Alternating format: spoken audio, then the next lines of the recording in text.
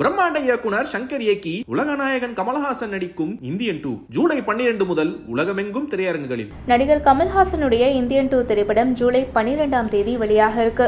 இந்த நிலையில மதுரையில் இருக்கக்கூடிய வர்மக்கலை தற்காப்பு கலை மற்றும் ஆராய்ச்சி அகாடமியின் தலைமை ஆசான் ராஜேந்திரன் அப்படிங்கிறவர் மதுரை மாவட்ட உரிமையியல் நீதிமன்றத்தில் இந்தியன் 2 திரைப்படத்தை தடை செய்யணும் அப்படின்னு மனு தாக்கல் செஞ்சிருக்காரு.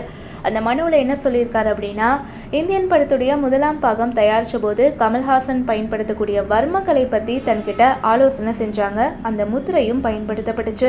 இதுக்காக தன்னுடைய பெயர் அந்த படத்தில் குறிப்பிடப்பட்டிருந்துச்சு. ஆனால் இப்போது இந்தியன் 2 திரைப்படத்தில் கமல்ஹாசன் முதலாம் பாகத்தில் பயன்படுத்திய வர்மக்கலை முத்திரையை 2ஆம் பாகத்திலையும் அனுமதி இல்லாமல் பயன்படுத்தியிருக்காரு.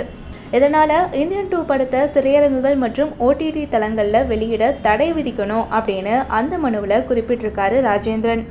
இது தொடர்பாக இயக்குனர் சங்கர் தரப்பு வழக்கறிஞர் சாய்குமரன் நீதிமன்றத்தில் என்ன வாதாடி இருக்காரு அப்படின்னா, வர்மக்கலை அப்படிங்கிறது உலக அளவில் இருக்கக்கூடிய ஒரு கலை.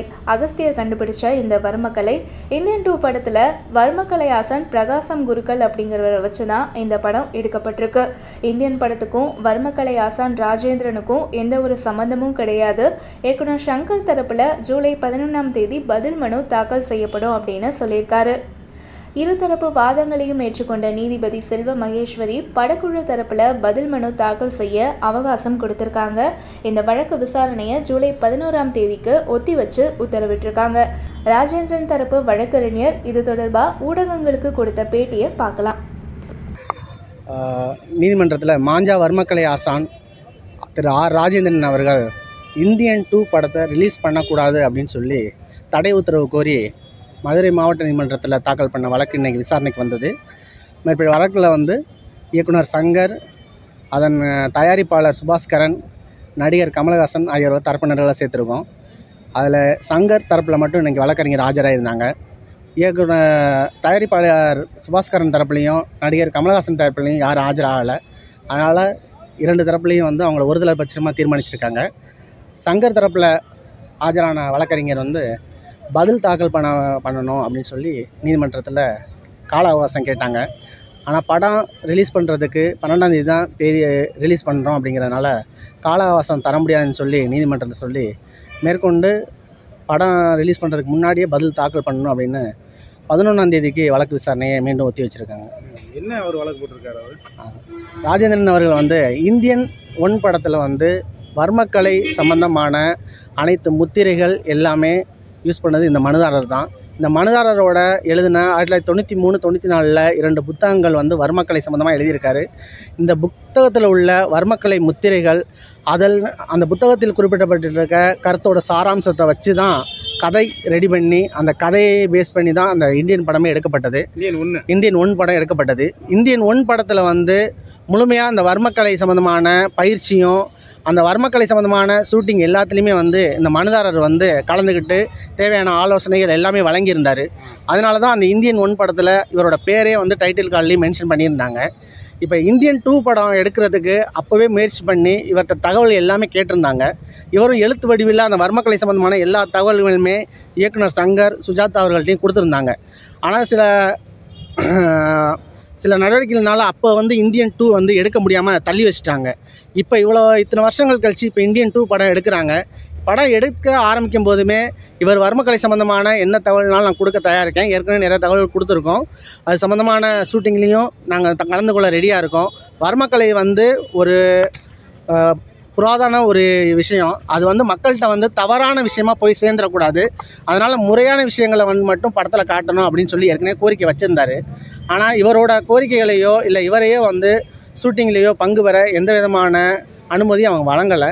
அதற்கப்புறம் முயற்சி பண்ணியும் பார்த்தபோதும் எந்த விதமான பதிலும் அவங்க கொடுக்கல. அதனால் கடந்த ஜனவரி மாதத்துலேயே இவர் வழக்கறிஞர் மூலமாக மனுதாரர் அவங்களுக்கு ஒரு நோட்டீஸ் அனுப்பியிருந்தார். அந்த நோட்டீஸில் வர்மக்கலை சம்மந்தமான முத்திரைகள் எல்லாமே இந்த இந்தியன் 2 படத்துலையும் யூஸ் பண்ணுறீங்க. அதோட டீசர் எல்லாருமே நான் பார்த்தேன். அதில் யூஸ் பண்ணியிருக்கீங்க. அந்த வர்மக்கலை முத்திரை எல்லாமே சம்மந்தமான தகவல் எல்லாமே நான் அளித்ததுனால டைட்டிலில் என்னோடய பேரையும் மென்ஷன் பண்ணி கேட்டிருந்தார். ஆனால் இயக்குனர் தரப்புலையோ தயாரிப்பாளர் தரப்புலையோ எந்த விதமான பதிலுமே கொடுக்கல. கடைசியாக ஒரு 10 நாளுக்கு முன்னாடி படத்தோட தேதி ரிலீஸ் அனௌன்ஸ் பண்ணிட்டாங்க. ஸோ அதனால் வேறு வழக்கு இல்லாத காரணத்தினால இந்த படத்தை வந்து ரிலீஸ் பண்ணக்கூடாதுன்னு தடை உத்தரவு கேட்டு நீதிமன்றத்தில் வழக்கு தாக்கல் பண்ணியிருக்காரு. அவருக்கு முதல் தடவை அதில் வந்து ஏதோ அமௌண்ட் கொடுத்தாங்களா அந்த இதுக்கு? அவர் வந்து 73 வருஷ காலம் அவரோட வயது. கிட்டத்தட்ட 50 வருஷத்துக்கு மேலே அவர் வந்து இந்த வர்மக்கலை சம்மந்தமான விஷயங்களை மக்கள்கிட்ட கொண்டு போகிறதுக்கும் அது சம்மந்தமான அகாடமி வச்சு அது சம்மந்தமான பயிற்சிகளை வந்து அளிச்சிட்ருக்காரு. இது சம்மந்தமாக ஒரு பண பெனிஃபிட்டுக்காகவோ எதுவுமே அவர் இதுவரை பண்ணதே கிடையாது. நீதிமன்றத்துலேயும் நீதிமன்ற பணியாளர்களும் சரி, நிறைய நீதிபதிகளும் சரி, அவர்கிட்ட மருத்துவம் சம்மந்தமான விஷயங்களில் ட்ரீட்மெண்ட்டுக்கும் வந்திருக்காங்க. இந்த ட்ரீட்மெண்ட்லாம் அவங்க செஞ்சு கொடுக்குறாங்க. ஆனால் இதை பணம் நோக்கத்தில் அவங்க எதுவுமே பண்ணுறது கிடையாது. படங்கள் வர்றப்போ அந்த ரிலீஸ் தேதி அப்போ தான் வந்து நிறைய வழக்குகள்லாம் போடுறாங்க. நீங்கள் வழக்கறிஞர், உங்களுக்கும் தெரியும். இதை வந்து எந்த கண்ணோட்டத்தில் மக்கள் பார்ப்பாங்கன்னு நினைக்கிறீங்க? இவ்வளோ நாள் அமைதியாக இருந்தார்ல, ஏன்னா கொரோனா டயத்தில் அடுத்தடுத்து படங்கள் வந்து ஷூட் போயிட்டு இருந்தது எல்லாமே சோஷியல் மீடியாவில் வந்துச்சு. அப்போ பண்ணாமல் இந்த ஏற்கோட்டில் பண்ணுறது காரணங்கள் என்னது? அந்த ஷூட் போயிட்டு இருக்கும்போது முன்னாடியிலேருந்தே இவங்க எல்லாத்தையுமே அப்ரோச் பண்ணிக்கிட்டு இருந்தாங்க. அப்ரோச் பண்ணதுக்கு எந்த விதமான பதிலுமே அவங்க கொடுக்கல. அவங்க டீசர் ரிலீஸ் பண்ணதுக்கு அப்புறம் தான் இந்த அதே முத்திரைகளை யூஸ் பண்ணியிருக்காங்க அப்படிங்கிற விவரமே இவங்களுக்கு தெரியுது. அதே முத்திரை இந்தியன் 1 படத்தில் யூஸ் பண்ணால் அதே முத்திரைகள் அதே விஷயங்களை யூஸ் பண்ணியிருக்காங்கிறது டீசர் ரிலீஸ் ஆனோன்னு தான் தெரியுது. அந்த டீசர் ரிலீஸ் ஆனதுனால தான் கேஸே ஃபைல் பண்ணோம். டீசர் ரிலீஸ் ஆன மறுநாளே கேஸ் ஃபைல் பண்ணிட்டோம். இப்போ என்ன ஸ்டேஜில் இருக்குது வழக்கு?